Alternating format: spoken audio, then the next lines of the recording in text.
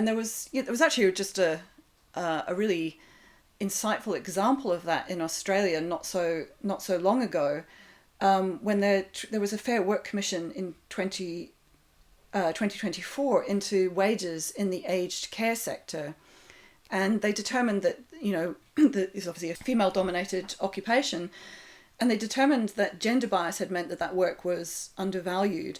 And they actually traced that undervaluing right back to a legislation in 1907, which had legislated the breadwinner wage for, the typical husband and his wife and his 3 children, right? So, in those days, it was seen as quite right that the man should earn more than a woman because he had these dependents to keep.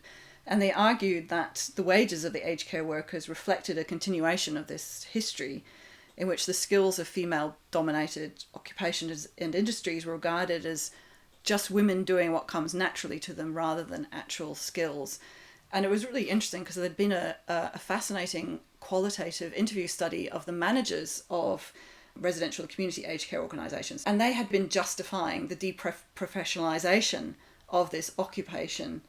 They would refer to aged care as being skilled when the topic was about the quality of care, but as soon as it turned to wages, they would say, oh, well, it's the sort of nurturing that you can't really teach, right? So they had been justifying the low wages of this group, and it took the Fair Work. It wasn't the market that corrected things. It was the Fair Work Commission.